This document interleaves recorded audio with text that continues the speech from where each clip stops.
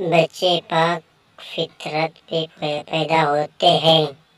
والد کتاب پڑھنے میں مشغول ہے، والدہ کچن میں برتن دھو رہی ہے اور بچہ حال میں کھلونوں کے ساتھ کھیل رہا ہے۔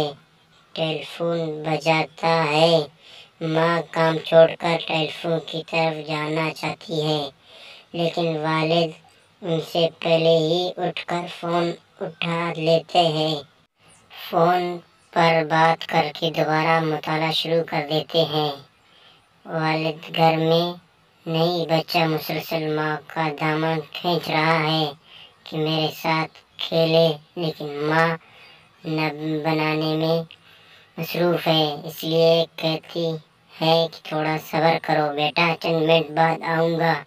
اچانک فون بجتا ہے اور ماں کام چھوڑ کر فون اٹھاتی ہے۔ بچہ چند دنوں سے اس بات کو نوٹ کر رہا ہے۔ فون کی آواز سن کر کام چھوڑ کر جواب دینا۔ آج بھی فون بجا۔ بچے جو کاپی رنگ کر رہا تھا، فوراً فون کا جواب دینے اٹھا۔ سب سے پہلے اس نے فون اٹھایا، لیکن ماں نے مسکرا کر اس کے ہاتھوں سے فون لے لیا۔ اب آگے دیکھیں۔ بچہ اپنی گاڑی سے کھیل رہا ہے، ماں کپڑے استری کر رہی ہے، والد صوفے پہ لیٹے اخبار پڑھ رہے ہیں۔ مسجد سے اذان کی آواز آتی ہے۔ بچہ سر اٹھا کر ایک نظر باہر ڈالتا ہے اور آواز کو ڈھونڈتا ہے، پھر ایک نظر اپنے والد پر۔ کوئی خاص حرکت نہیں دیکھتی، دوبارہ کھیلنے میں مصروف ہو گیا۔ ماں پھلوں کی پلیٹ لے کر والد کے نزدیک بیٹھی ہے، بچہ کو اپنی گود میں بٹھاتی ہے۔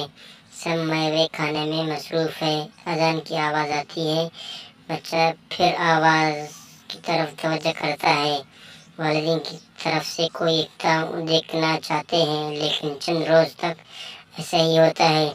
آج پھر گھر میں سب اپنے کاموں میں لگے ہوئے ہیں اور بچہ کھیلنے میں۔ اذان کی آواز آتی ہے، لیکن بچہ پھر سر اٹھا کر بھی نہیں دیکھتا۔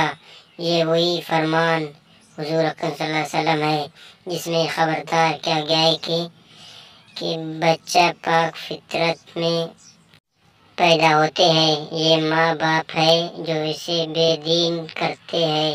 اگر والدین اذان کی آواز سن کر کام کاج چھوڑ کر نماز کی طرف جائے تو بچہ کے تحت شعور میں محفوظ ہو جائے گا کہ اذان کی آواز آئے تو کیا کرنا ہوتا ہے۔ جیسے فون کی آواز کے بعد کا رد عمل اس کے ذہن میں رہ گیا، اسی طرح ہمارے عمل سے بچہ نماز آشنا ہوتا ہے اور بغیر بولے ہمارے عمل سے سیکھتا ہے۔ اب یہ والدین کی ذمہ ہے کہ وہ اپنے بچے کو کیا سکھاتے ہیں۔ تحریر پڑھ کر اپنے ذہن میں تربیت کے لیے بہت سی چیزیں ہم تیار کر سکتے ہیں۔